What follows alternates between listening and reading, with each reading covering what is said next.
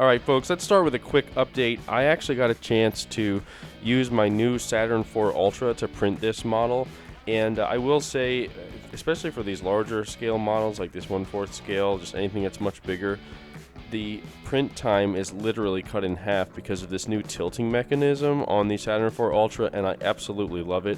If you are new to 3D printing, or maybe you're on the fence about getting a new 3D printer, this one is incredible easy to start up. I didn't have to do any leveling or anything, but I just want to show you guys a little bit about my process. So after I print the models, I actually scrub them. After I sand them down, I actually give them a scrubbing with some soap and water. And what this does is get rid of any oils and residue and, sanding dust from sanding down the resin. So it's an important step that I don't always show you guys. I just kind of jump right into the painting, so I wanted to give you guys a little bit more insight into the actual process that's involved in 3D printing. So, and here we have our beautiful model. Now, as I always do, I'm starting with black primer, and I've recently started using it from a rattle can, this Chaos Black from Citadel. Again, while it's a little bit more expensive than our traditional primers, what makes it really nice is it floods the surface, it auto levels, which is very nice, gives us great coverage, and we don't have to worry about clogging up our airbrush with primer, which everyone knows always makes a bit of a mess and can be a bit of a pain, but our results are beautiful. Look at how nice that looks when it's done. Now, let's move on to the base here, which this is a very simple base, but at the same time, we're going to try to make it look really, really cool. So the first thing I do is dry brush with like a dark gray color.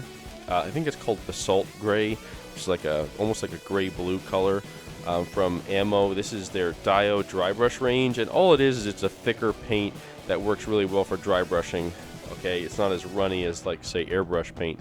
And then what I do is I follow that up with two other rounds of lighter grays. I have like a medium gray and a light gray. Again, all Dio dry brush paints. And you can see what I'm doing is I'm essentially putting the highlights on the smaller details and on the corners to try to make this feel more three-dimensional than what it really is. And I will say, we're going to go through this process and I'll show you, and everyone I show these pictures to says it looks like something out of a video game because of how 3D it looks. So this Drakenhof Nightshade is like a dark blue shade, and it works really well on cold toned bases like this gray concrete base here. And we can see what I'm doing is I'm just putting this shade in all of the shadowed areas, and you can see how after you're done putting a couple rounds of shading on, it starts to really have a lot of contrast. Now, with that part out of the way, I wanted to focus on the glass part of this. And you can print this in clear, but I'm going to show you a trick that I've used time and time again to replicate clear parts. And you can use this super chrome stuff that I'm using. You can see how shiny it is, or you can just use silver paint. It'll work either way. Next up, I'm going to use this Mr. Resin, which is a clear resin, UV curing resin, and some dye that's specific for UV resin. And I took those four colors, and over time I just kind of built up the colors over top of the chrome. So like I said, you don't have to use chrome, you can use silver, but the point is it kind of gives it a mirror backing. So when you take the semi-transparent resin and you pour it over that, and when it's semi-transparent after you put the dyes in, then you can cure it with a UV flashlight, and you can see what you get is a glass-like look. Like, it looks like it's glass, even though it's actually just dyed resin over top of chrome. It works, so you don't have to worry about playing with clear resin and all that stuff. You can actually just paint it to look like glass. So, little trick for you. Now, onto the cat. Obviously, he's already dry brushed in black, and I just wanted to add some gray in there to add some highlights. So I just dry brushed on some gray, again, using like dark gray colors. I think it might have been like German gray or something like that I used. And then I used some different skin tones. There's like light skin tone and a pink skin tone over his ears, and then I dry brushed black back over the tips of his ears just to make it look like real cat ears. And as you can see in the background, I have actual cat photos up. That's how I remembered to do the ears like that. And then with his eyes, I wanted to do yellow eyes because I had a black cat growing up and I remember him having yellow eyes, so I tried to mimic the same thing here. And what I actually did was take a little bit of that resin I was using earlier with the yellow dye and actually put that on over his eyes and cured it, so it actually made him look like glass. So neat little trick for eyeballs with the clear resin if you want to try that trick. It's a nice little trick. Now, moving on to skin tones. This is my recipe for skin tones, or at least it's a newer recipe, let's call it that. This isn't one that you'll probably see most anywhere else. Maybe a lot of things similar, but I'm going to show you some different brands, right? So most of this stuff is going to be Atom from Ammo. So the first step is obviously the white. So we just paint the white over top of all the skin areas because we don't want to paint the skin tones over black. We want to paint them over white. Then I used fuchsia, but you want any like pink or purplish color to cover the white then up. So you want to cover all the white with the pink, and you gotta paint the white first, or else the pink won't show up over the black. In the next step, I used red ink. You can also use, I found some cool skin ink that you'll see me use in future videos from AK. AK makes a skin tone ink that's like a dark red, and it looks really great. And what you want to do is put this red in all the shadows. So again, if you take notice, we painted everything white, we painted everything pink, and then we painted the shadows red. And again, that's because we started with a base coat of black. Now moving on, I found some different shades of skin tones in the Atom Ammo range, and the reason I wanted to use these is because the claim of the Atom brand that Ammo came out with is that they spray on like lacquers, and they're not lying. These are by far my favorite airbrush paints. By far, out of all the ones different ones I've tried, this one is just incredible. So this one here I think is like a beige pink, so it's like a warm pink base color. And then what we're going to do next is actually use warm skin. It looks like it might have got blown out a little bit there, but this is warm skin. This is like my favorite base color. It speaks for itself. If you want warm skin tones, use Warm Skin by Atom, which is by Ammo of MIG. Anyway, so use the warm skin tone as your base color. That beige pink is a nice color to use as well. It's a warmer pinkish tone, good shadow tone really. Then after I do the warm skin tones, I'm going to come back in with some light skin tones. Now there's light flesh and light skin that I'll use, you'll see, but I don't know if I went too much with the highlights, but this one here is kind of like the secret, if you will, this dark nude pink color, because this is what you use for your shadows.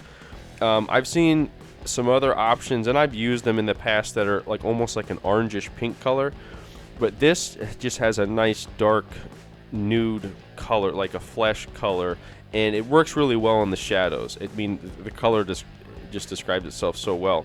It works so well on the shadowed areas. And then what you see me doing last is I took just a little bit of yellow translucent paint and watered it down a lot just to spray over that, and that really warms it all up. So again, you'll have to go back through and see what that recipe was. If you want to see it again, go ahead and pause here and rewind, because you'll see that whole recipe. And I change it up a little bit as I've been going along, but essentially that recipe that you just watched has been my norm for quite a few weeks now. Again, all using Atom by Ammo paints, because they're acrylics, but they spray as smooth as lacquers, and their claim I can verify.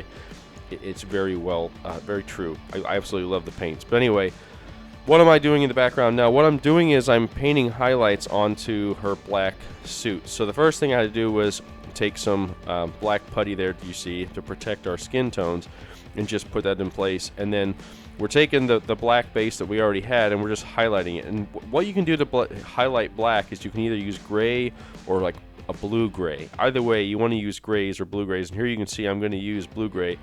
I started with just some dark grays, which usually it's like Dunkelgrau, which is it's a German armor color. It just means dark gray. So I use a dark gray over top of the black to act as a highlight, and then I think the top highlight, if you will, like the brightest highlight, is with this bluish gray. And it's because leather typically looks like blue-gray in the highlights, if you've ever seen it. And especially in comic books, if you actually look at how they're drawn, they typically use a blue-gray for the highlights. Here you can see how I'm just picking up all the areas. And you can literally use the light, like I have a light above my desk, a ring light, and you can see how it's casting shadows on the figure. Just use the ring light to tell you where the shadows go. After we have all those highlights done, we can take off our masking putty, and we can see kind of how it's starting to come together. I had made a mistake at one point and I accidentally painted her hands white, because there are a few versions of Black Cat where her hands are white, but in this case, this version, they're black. So a little bit of detail painting, like her necklace here, so I just painted that with some silver, and her neck collar was black. But here you can see the fur bits on there. So I don't like to paint any kind of hair or fur just one flat color. I prefer the dry brushing method. Now granted, what I could have done here is painted it all gray, solid, and then dry brushed white. But in this case, I really like contrast. Contrast is your friend when it comes to figures. And if you don't have enough contrast, it just doesn't, it'll almost look flat like a toy. Or you just won't even see the contrast if it's too subtle. I like stark contrast because it really is eye-catching and it really makes it feel larger than life, larger than what it really is. And you can see the effects there of the white on her fur, especially around her neck. Now, I just want to take a moment before we move on to her head and show you a little thing that I've done. So I have made a website where you can check out my entire library of models, and if you're interested, maybe you're a collector, check out my website and see what I have to offer, and I can make you one, and I'll even make a YouTube video here for you. And I have tons to pick from, so definitely go ahead and check that out. I can also just print out models if you're interested in just getting some prints. Again, check out my website at relentlessstormmodels.com and use code STORMYT2024 at checkout to take 10% off your order. Now, let's move on to her portrait. So this is the part that a lot of folks get a little bit, I want to say, like, intimidated by, because there's a lot of little details and there's a lot of different layers, and if you understand painting, you understand that the real trick to making something look real, the trick to making something look really eye-catching and beautiful is layering. It's layers upon layers upon layers that you as an artist have to build up, and then when the observer sees it, it's like, wow, there's so much to this. Well, that's because you put maybe 20 or 30 layers of paint on there. They're seeing them all at once, even though you put them on one at a time. So anyway, let's get back to what I'm working on here. So here's many of the layers. So we did her mask. We start with, along the top of her eye, putting a black line in. So this is kind of like, is it eyeliner? It's eyeliner. Yeah. I don't put this stuff on myself, so forgive me if I call things wrong. But we're starting with eyeliner along the top and her eyelashes, and then I'm putting like a flesh tone along the bottom of her eye and in the corners to act like the fleshy part of the inside of the eye, because your eyeball doesn't take up your entire eye socket. So we're trying to make it look realistic, especially on 1/4 scale. You got to keep that in mind. This is a 1/4 scale model. She's almost 18 inches tall, so her eyes are pretty big.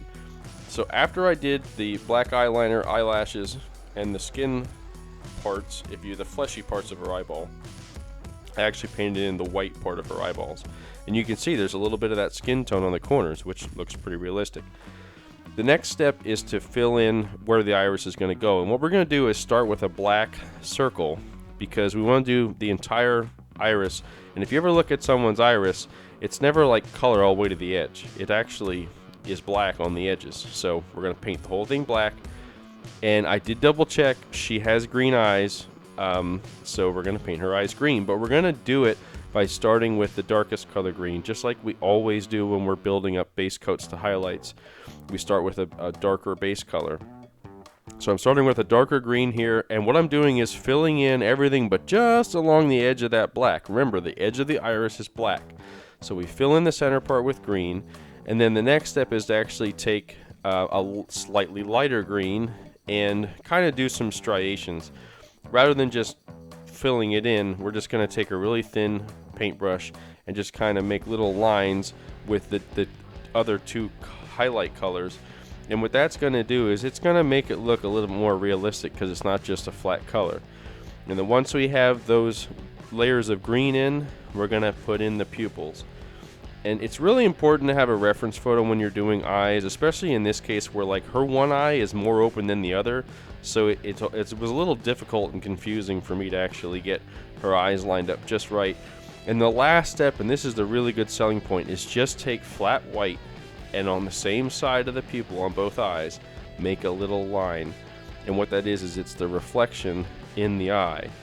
and that really sells it. It's realistic. And here are the greens that I used, by the way. I love AK paints for painting by brush.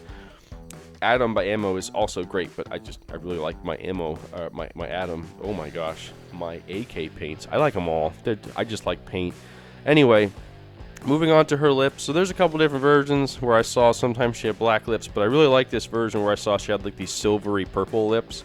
So I actually did that. I actually mixed metallic silver with purple to come up with this color. I just mixed the two colors together, and I actually think it looks really, really nice. And I did a couple layers of different shades of that to kind of build up the effect. And here you can see this second layer that I'm putting on is a little bit more purple and a little bit less silver, just to make sure we really see that color coming out. And then I think I actually took a little bit of a shade too and put over top of it, and like the Citadel shades, because they actually dry with a glossy tone. Not that I wouldn't put gloss over it, because that actually is one of the last steps to the lips and the eyes, is to actually put like a gloss varnish over top of it, because then it obviously really sells it. So, but we have one more step after all that. I don't think I recorded myself putting the gloss varnish on, but I did put gloss varnish on the eyes. Make sure you do that step. It's a very important step not to skip. It's okay if you don't record it, but you need to do it. So anyway, the dry brushing of the hair, again, this is another staple you'll see. Again, maybe I could have painted her hair gray, but I think I like the way this finished out really nice, because it adds a lot of volume. So actually, I think I did paint it there gray first, dry brush gray, and then highlights in white. And again, the point is, with hair, fur, you don't just want to have one color. It'll look flat like a toy. If you dry brush a highlight over top of a base coat, so like in this case you can do gray or black as a base coat for white, and then just really dry brush a lot in white, what's going to happen is you're going to get this beautiful contrast. That hair is going to look like it has so much volume, and that's what you want. You want to create fake contrast, so that way this model looks larger than life.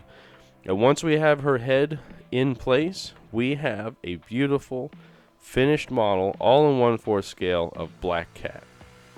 Let me know what you guys think down in the comments section. Did you learn anything new? Maybe you saw a new recipe or a new technique you're going to try out today. Go ahead and let me know down in the comments. And if you have any questions about this model or about 3D printing in general, let me know.